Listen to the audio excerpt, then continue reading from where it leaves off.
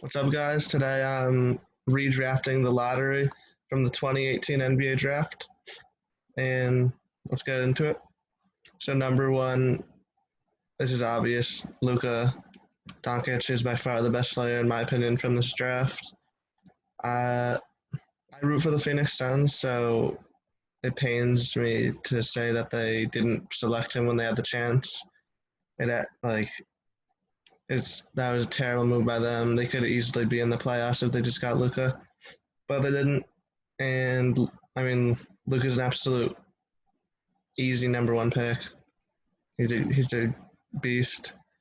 So the Mavericks getting him where they got him at trading up for him at number three, they deserve an A+ for that. Obviously, this guy changed their franchise around. And then Trae Young, I was as the number two pick. He should have been number two.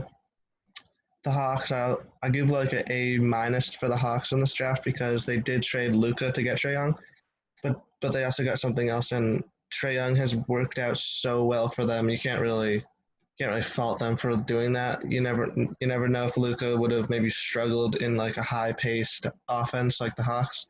The Mavericks are more of a slower team, especially compared to the Hawks, and Luka he needs to be, he needs to control himself and just play the game pretty slow paced when Trae Young is fast and can pull up from anywhere, and so you never know. Luka might not. Luka and Trae Young definitely belong on the Hawks and the Mavericks. So the Hawks, great pick to get Trae Young at number five, traded down for him. Shai Gilgeous Alexander. So last year the Clippers picked him up, and he had a really good rookie year.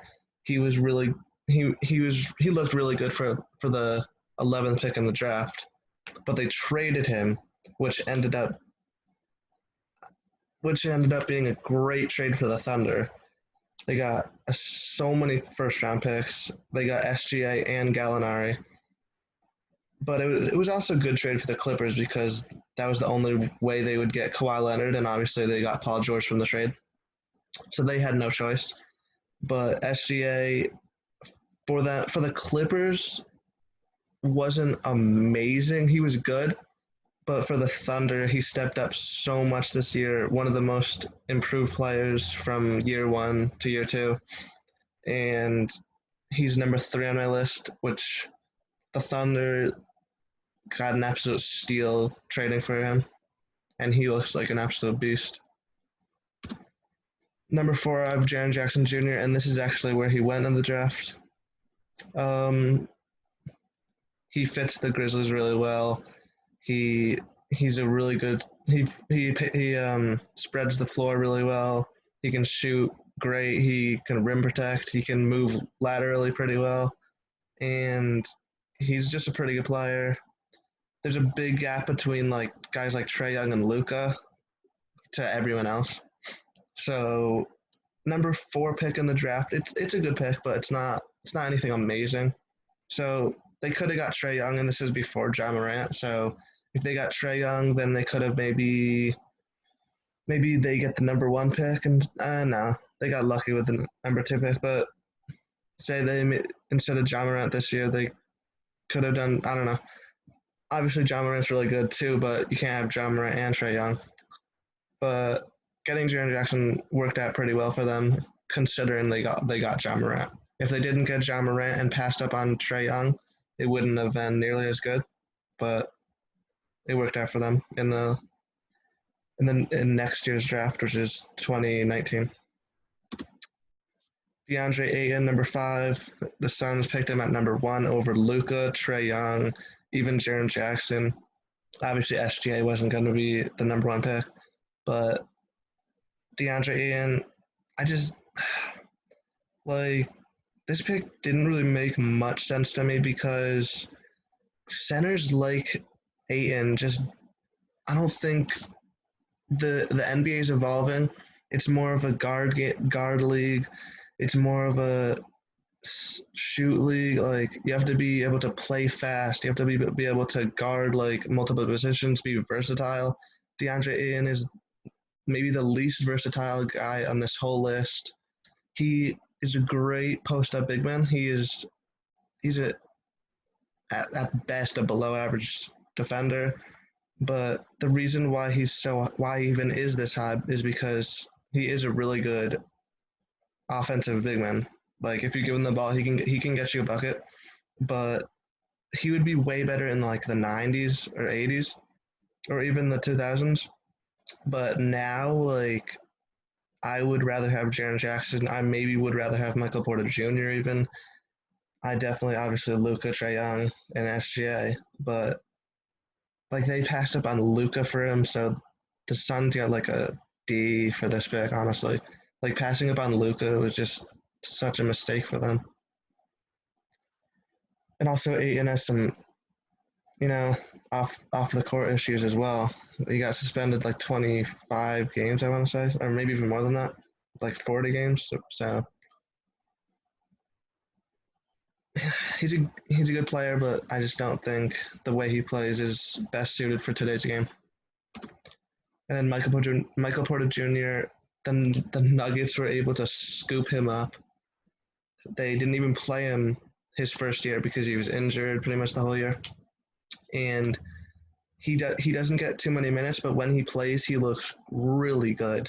Like this is the highest I could put him because all the other guys just have played way more than him and just have proven more, I guess you could say.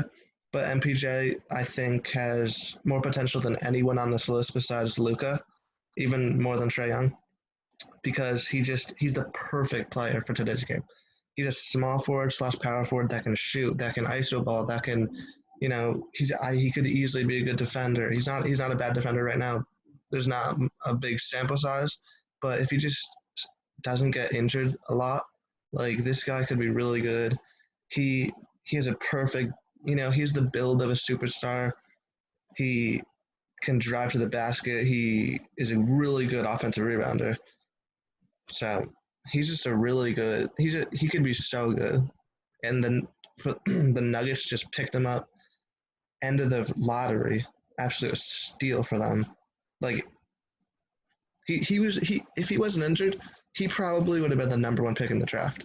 But he was just so injury prone that he fell that far. And the Nuggets are just smart like that. They'll just take a risk. Like they took a risk on Bol. Like why not take that risk? If like it worked out with MPJ, at least it's looking like it will. And them taking a risk on Bol too, I think is a great move for them. I really like the Nuggets are just building and building and building a great future for themselves. And low risk, like they didn't even have to trade up for Michael Porter Jr. And they spent a second round pick on Bol. Two guys that are just injured. If they weren't injured, they would have been he would have been the first pick. Bol probably a top 5, top 10 pick, and they got him way later. So the Nuggets got a steal here. Colin Sexton, this guy is just underappreciated in my opinion. He didn't even make the Rising Stars game at first. He had to replace for someone that got injured. Don't remember who. But Colin Sexton averages like 20 points a game, and like towards the end of the season, he was balling out like 30 points, 30 points, 30 points, 30 points. And like he's not a good defender. He's a very bad defender, but his offensive game is great. And I mean, he's in my eyes the best player on the Cavs. So I'd say the Cavs had a pretty good pick to get Colin Sexton. And he improved a lot from year 1 to year 2. He kind of struggled year 1. Now, their 2019 draft where they got Darius Garland, I thought it was really, really dumb because Colin Sexton is a guy who needs the ball, and Darius Garland is a point guard. Why? So that was just a bad pick, but Colin Sexton was a good pick. Number 8, Miles Bridges. This guy, as a rookie, I was disappointed in him. I thought he was not a bust because it's only his rookie year. You can't really call someone a bust after your rookie year. but I didn't. He didn't look good for him, and he's bumped his game up so much this year. And I think he has a lot of potential too. He's super explosive. He can jump out of the gym. He's improved his offensive game so much. He does like step back threes. He can just blow by a defender with the dribble with ball handling skills, and he's really impressed me this year. And if you watch the Rising Stars game, he might have been the best player in that game. Like he won the MVP for that game, and he just kind of dominated. Like when there was SGA, Luca, Trey Young, you know, bunch of great players. Like so that was insanely impressive. Like yeah, it's only an All Star game, but still like with all that great competition, very impressive. Number 9, probably the worst pick in the well, yeah, the worst pick in the draft so far. I would say is Marvin Bagley. Maybe Aiton even, but I'll say Bagley because Bagley's just so injury prone. Like he's actually like I if he wasn't injury prone, I probably would rather have Bagley over Aiton. But Bagley's just so injury prone. He's always injured. Like when he plays pretty well. But like the Kings got him at number 2. Could have got Luca or like they could have got Luca. Like Luca would be fine. Would be great in the offense. I mean, he'd be great anywhere, honestly. They could have got Trey Young.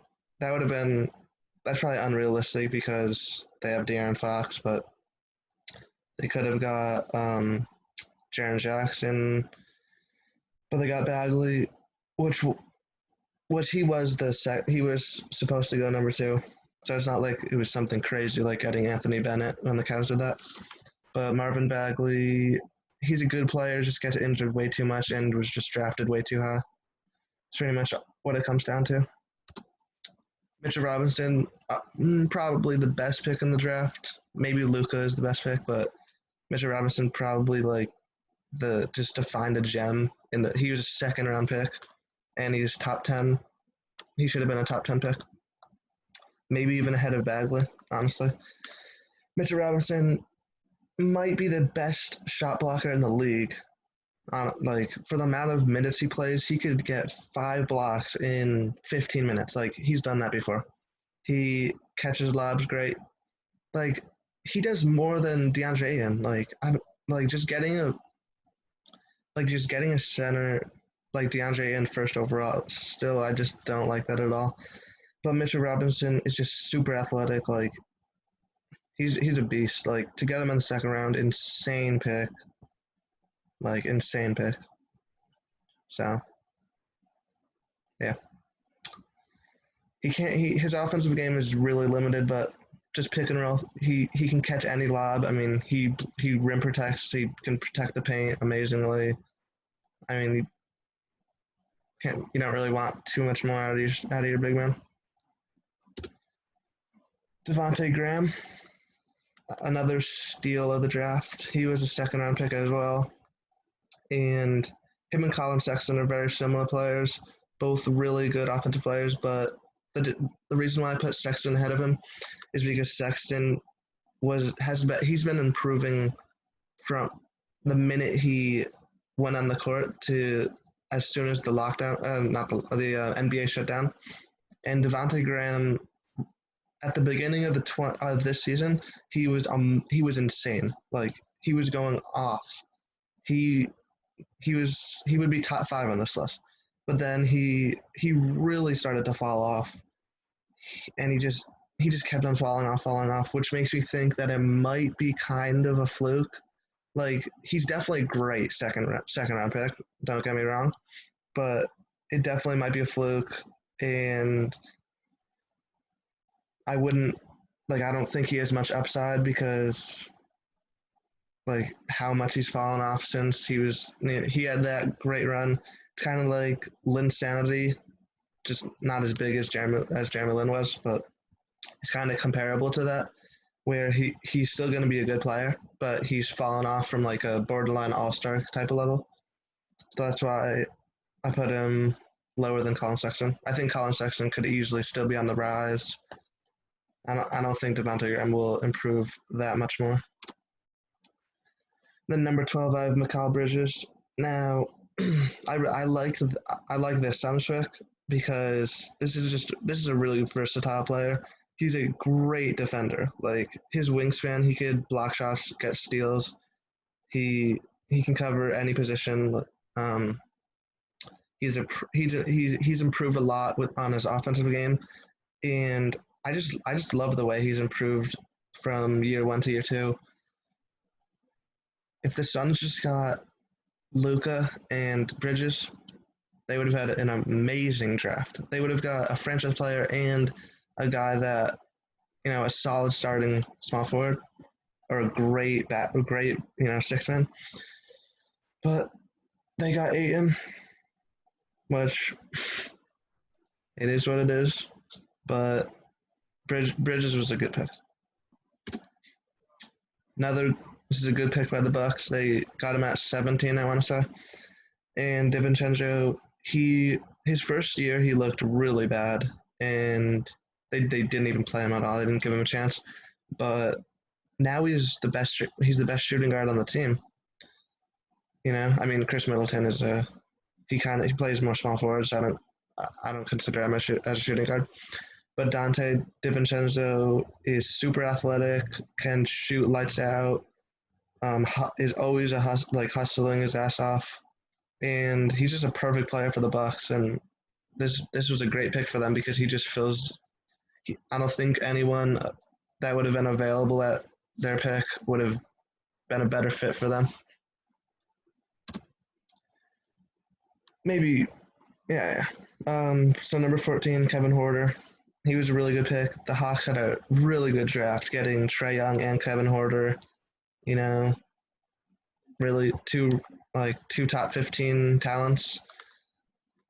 A franchise player, Trae Young, and a really good sniper, Kevin Huerter. He's a really good shooter, but he's not just a shooter. He can take it off the dribble. He can play make fairly well. When Trae Young's out, he steps up a good amount and he takes on playmaking more, ball handling more, and sometimes he's even the point guard if Trae Young is out. So I think he'll continue getting better as well, and he's just a pretty good player. And then number 15, this was tough for me. I was choosing between Aaron Holiday, Josh Okogie, maybe. Who else? Jalen Brunson, Gary Trent, or DeAnthony Melton. But I chose Aaron Holiday over those guys because he's on a really good team, first of all, and he actually contributes. Well, not a really good team, but a playoff team, a very solid team. And Aaron Holiday just contributes a good amount to their success. And when Oladipo was out, he was pretty good. Whenever he started, he pretty much always performed well. He had some bad games, but he stepped up a really good amount. And I just think he's a pretty solid player. He's not great at anything, but he just can get buckets. He's a decent shooter. He just works super hard, and I just like his game. So I don't know what happened, but that's the list. And comment below if you disagree with anything. Like and subscribe. And I'll see you guys in the next video. Peace.